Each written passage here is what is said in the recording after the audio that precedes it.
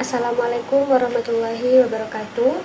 Yang terhormat pengasuh dan ketua Yayasan Pondok Pesantren Zainul Hasan Genggong, Kiai Haji Muhammad Hasan Tauhidillah SMM. Yang terhormat Rektor Universitas Islam Zainul Hasan Genggong, Bapak Dr. Abdul Aziz Wahab DAIMAG. Yang terhormat dosen pembimbing Bapak Mintufa dan Bapak Muhammad Abdul Rahman SEMM. Yang terhormat kedua orang tua saya yang telah mendukung dan mendoakan saya.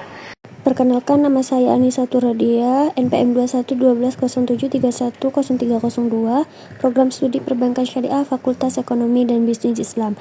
Di sini saya akan mempresentasikan hasil proposal skripsi saya yang berjudul Pengaruh Persepsi Kepercayaan, Kemudahan dan Manfaat Penggunaan e-wallet sebagai alat transaksi pada perilaku konsumtif generasi Z di desa perdagangan. Alasan saya memilih judul ini adalah karena e-wallet semakin populer di kalangan masyarakat sebagai alat transaksi, terutama Gen Z yang sangat akrab dengan teknologi.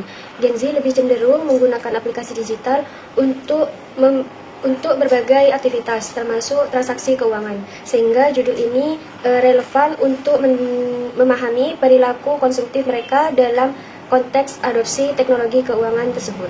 Perkembangan teknologi saat ini telah membawa dampak besar pada berbagai aspek kehidupan, termasuk dalam sektor keuangan. Salah satu inovasi di bidang teknologi keuangan adalah vintage yang menawarkan kemudahan dalam transaksi secara digital. Salah satu subsektor dalam industri vintage yang memiliki peran penting dan terus berkembang adalah e-wallet. E-wallet menjadi alat transaksi yang praktis karena memungkinkan pengguna melakukan pembayaran hanya melalui aplikasi di smartphone tanpa harus membawa uang tunai. Berdasarkan Survei Nasional Literasi dan Inklusi Keuangan atau SLINK 2024, Indeks Literasi Keuangan Indonesia tercatat sebesar 65,43%, sedangkan Indeks Inklusi Keuangan mencapai 75,02%. Hal ini menunjukkan bahwa kesadaran masyarakat terhadap layanan keuangan berbasis digital semakin meningkat. Selain itu, menurut laporan BI, transaksi uang elektronik mengalami peningkatan sebesar 35,24% secara year of year, dengan tata nilai transaksi mencapai 92,79 triliun. Sehingga hal ini menandakan bahwa masyarakat semakin aktif menggunakan layanan keuangan berbasis digital dalam kehidupan sehari-hari. Di desa perdagangan, jumlah Gen Z mengalami peningkatan dari 1.292 jiwa pada tahun 2021 menjadi 1.326 jiwa pada tahun 2023. Gen Z cenderung lebih mengutamakan efisiensi dan kemudahan dalam setiap aspek kehidupan mereka, termasuk dalam hal bertransaksi. Mereka lebih memilih metode pembayaran yang cepat, aman, dan praktis seperti e-wallet. Namun, penggunaan e-wallet yang semakin meningkat ini juga berpotensi mempengaruhi perilaku konsumtif masyarakat, terutama pada generasi muda. Beberapa faktor yang dapat mempengaruhi perilaku konsumtif Gen Z dalam penggunaan e-wallet adalah persepsi kepercayaan, kemudahan, dan manfaat penggunaan. Sehingga tujuan penelitian saya adalah untuk memahami bagaimana persepsi kepercayaan, kemudahan, manfaat, dan penggunaan e-wallet mempengaruhi perilaku konsumtif Gen Z di desa perdagangan Kecamatan Tilis. Dalam penelitian saya menetapkan batasan masalah, akan mengkaji pengaruh 3 aspek utama, yaitu kepercayaan, kemudahan, dan manfaat terhadap perilaku konsumtif pada Gen Z di desa perdagangan.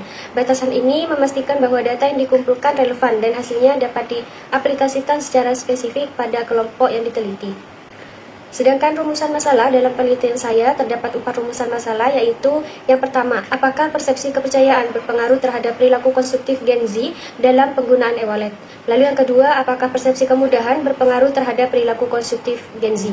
Lalu yang ketiga, apakah manfaat berpengaruh terhadap perilaku konsumtif Gen Z?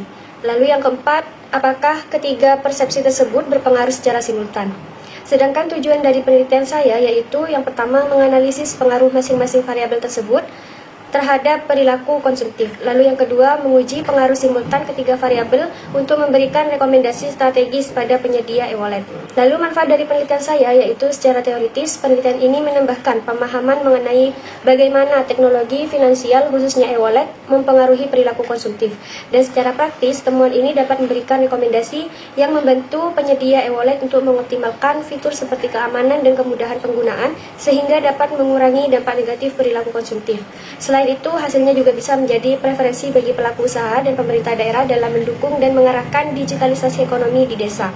Lalu dalam penelitian terdahulu, dalam skripsi Alicia Marcellus sendiri pada tahun 2021 yang berjudul Pengaruh Persepsi Manfaat, Kepercayaan, dan Kemudahan Penggunaan e-wallet terhadap Perilaku Konsumtif Gen Z di Yogyakarta, yang mana hasil penelitiannya menunjukkan bahwa variabel kepercayaan dan kemudahan berpengaruh signifikan terhadap perilaku konsumtif Gen Z dalam menggunakan e-wallet. Sementara itu, variabel persepsi manfaat tidak memberikan pengaruh yang signifikan terhadap perilaku konsumtif.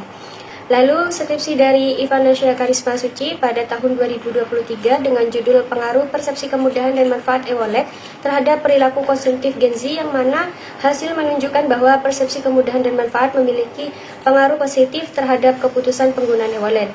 Sehingga faktor yang membedakan penelitian saya dengan penelitian sebelumnya adalah fokus pada wilayah pedesaan di desa pedagangan, yang mana sebelumnya banyak penelitian yang melakukan di berbagai kota-kota besar, serta menyelidiki variabel yang belum sepenuhnya dikaji dalam penelitian sebelumnya. E-wallet dapat didefinisikan sebagai aplikasi atau layanan berbasis elektronik yang memungkinkan pengguna mengakses melalui smartphone dengan koneksi internet untuk melakukan transaksi tanpa perlu membawa uang tunai. Menurut Fatwa MUI nomor 116/DSM-MUI-9/2017 menyatakan bahwa e-wallet dianggap sah sebagai alat pembayaran apabila memenuhi beberapa ketentuan. Sedangkan dalam Peraturan BI nomor 7/46/PBI/2005 dinyatakan bahwa penggunaan e-wallet tidak diizinkan untuk membayar transaksi yang melibatkan objek yang haram. Gen Z adalah kelompok individu yang lahir dalam rentang waktu 1997 hingga 2012, yang mana generasi ini muncul setelah generasi milenial dan juga dikenal sebagai generasi Y. Kepercayaan dapat diartikan sebagai penilaian terhadap hubungan seseorang dengan pihak lain dalam suatu transaksi dengan keyakinan bahwa pihak tersebut akan bertindak sesuai harapan meskipun dalam kondisi yang penuh ketidakpastian. Kepercayaan memiliki indikator yang pertama, kehandalan, kejujuran, kepedulian, dan kredibilitas. Kemudahan merujuk pada sejauh mana seseorang meyakini bahwa teknologi dapat digunakan dengan mudah tanpa memerlukan upaya yang signifikan. Manfaat mengacu pada keyakinan seseorang bahwa penggunaan suatu teknologi dapat membantu meningkatkan kinerja dan efektivitas dalam melakukan pekerjaan. Perilaku konsumtif adalah tindakan beli suatu produk tanpa mempertimbangkan rasionalitas atau tanpa didasari kebutuhan. Selanjutnya ada kerangka konseptual, yaitu menghubungkan tiga variabel independen, yaitu persepsi kepercayaan, persepsi kemudahan, dan persepsi manfaat dengan variabel dependen, yaitu perilaku konsumtif. Sedangkan hipotesisnya, dalam metode penelitian ada pendekatan dan jenis penelitian. Metode penelitian yang digunakan adalah kuantitatif dengan pendekatan bersifat inferensial, yaitu menarik kesimpulan berdasarkan pengujian hipotesis secara statistik. Jenis penelitian yang digunakan adalah jenis penelitian korelasi, yaitu mengidentifikasi hubungan antar variabel populasi. Dalam penelitian saya, yaitu seluruh Gen Z yang berdomisili di desa pedagangan dan menggunakan e-wallet sebagai alat transaksi. Sedangkan sampel dalam penelitian ini menggunakan teknik purposive sampling dengan kriteria Gen Z yang berusia 17-30 tahun, berdomisili di desa pedagangan, dan seringkali bertransaksi menggunakan e-wallet. Dengan menggunakan rumus Wavin dapat diambil sampel sebesar 93 responden. Teknik pengumpulan data dan penelitian saya yang bersumber dari data primer, yaitu menggunakan kuesioner atau anket, dan data sekunder berupa buku, jurnal ilmiah, dan studi pustaka.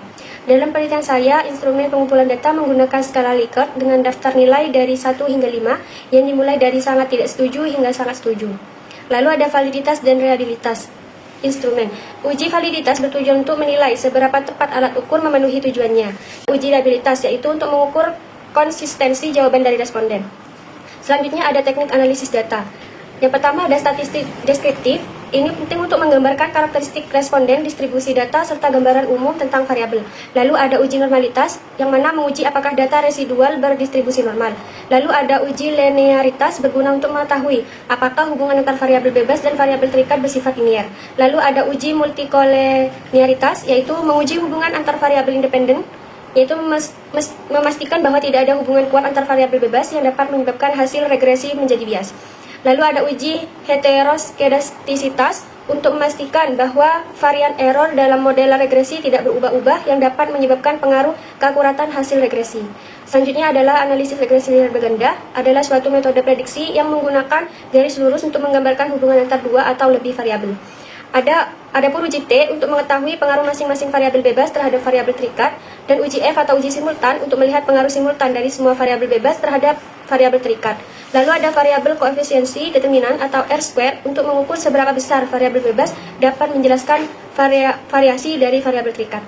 Mungkin cukup sekian pemaparan hasil proposal skripsi saya, kurang lebihnya mohon maaf. Wassalamualaikum warahmatullahi wabarakatuh.